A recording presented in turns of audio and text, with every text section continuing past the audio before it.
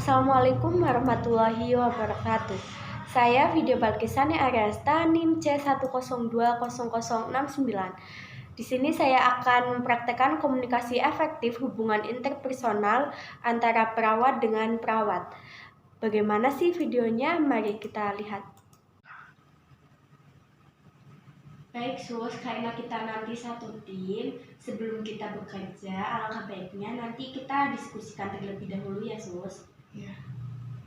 Jadi saya ingin melaporkan ada pasien atas nama Nyonya Y, berusia 30 tahun.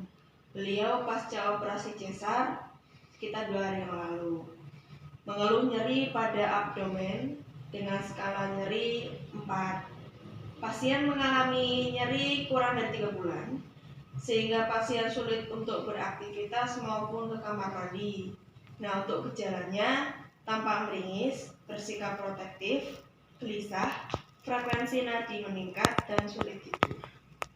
Itu. Lalu gimana untuk penanganannya?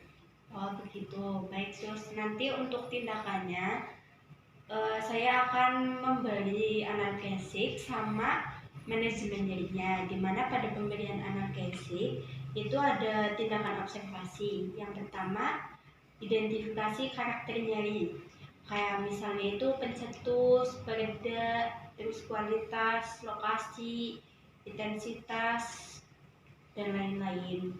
Yang kedua itu identifikasi riwayat alergi obat. Terus ada identifikasi kesesuaian jenis analgesik, itu kayak misalnya narkotika, non-narkotika, atau gimana. Nah, itu nanti dengan tingkatan keparahan nyerinya ya Sus. Baik, untuk selanjutnya nanti monitor efektivitas analgesik. Nah, pada terapeutiknya nanti diskusikan jenis analgesik yang disesuaikan untuk mencapai analgesia optimal. Itu jika perlu ya Sus. Nah, terus untuk yang kedua, pertimbangan penggunaan infus kontinu atau bolus opioid. Nah, yang ketiga itu tetapkan target efektivitas analgesik untuk mengoptimalkan respon pasien. Selanjutnya, dokumentasikan respon terhadap efek analgesik dan efek yang tidak diinginkan. Untuk edukasi nanti bisa dijelaskan efek terapi dan efek samping obatnya. Nah, untuk kolaborasi nanti bisa mengkolaborasi pemberian dosis dan jenis analgesik sesuai indikasinya gitu. Nah, nanti untuk manajemen nyeri bisa tindakan observasinya. Yang pertama itu identifikasi lokasi, karakteristik, durasi, frekuensi, kualitas, intensitas nyerinya juga. Terus identifikasi skala nyeri juga. Situ identifikasi respon nyeri nonverbal. Nah, setelah itu identifikasi juga faktor yang memperberat dan memperingan nyeri. Setelah itu identifikasi juga pengetahuan dan keyakinan tentang nyerinya. Habis itu identifikasi pengaruh budaya terhadap respon nyeri. Identifikasi juga pengaruh nyeri pada kualitas hidup. Nah, setelah itu monitor keberhasilan terapi komplementer yang sudah diberikan pada pasien. Setelah itu monitor efek samping penggunaan analgetik. Untuk terapeutiknya nanti berikan teknik non-farmakologis untuk mengurangi rasa nyerinya ya Sus. Misalnya itu bisa hipnosis, akupresur, terapi musik, terapi pijat, aromaterapi, dan lain-lain. Terus setelah itu nanti bisa kontrol lingkungan yang memperberat rasa nyerinya, kayak misal suhu ruangan, pencahayaan, keseimbangannya si pasien juga.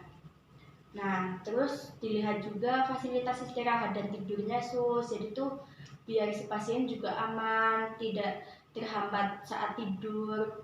Intinya untuk mempermudah tidur si pasien, tidak merasa kesakitan lagi, untuk merasa nyaman pada saat tidur juga.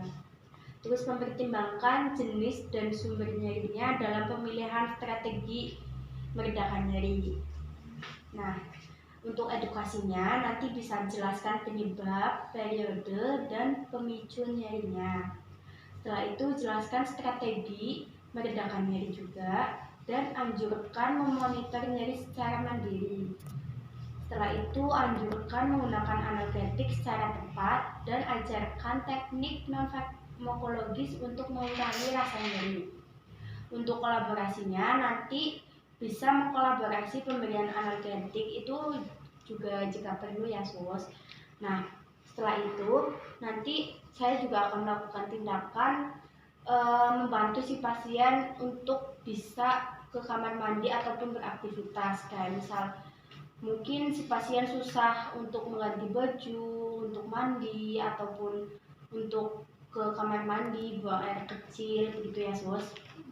Dan nanti juga untuk pengontrol nyeri itu nanti yang bisa dilaporkan nyeri terkontrolnya itu yang tadinya misal menurun jadi meningkat.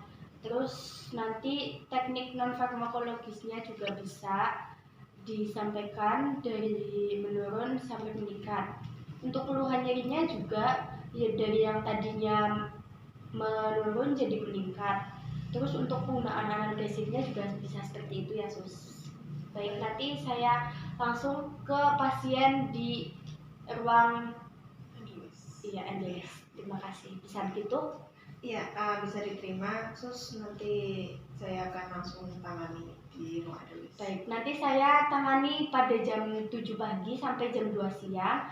Nanti suster bisa tangani pada jam 2 siang sampai jam 7 malam begitu sus? Iya. Oke, terima kasih ya sus. Iya. Sekian video dari saya, semoga bermanfaat. Terima kasih. Wassalamualaikum warahmatullahi wabarakatuh.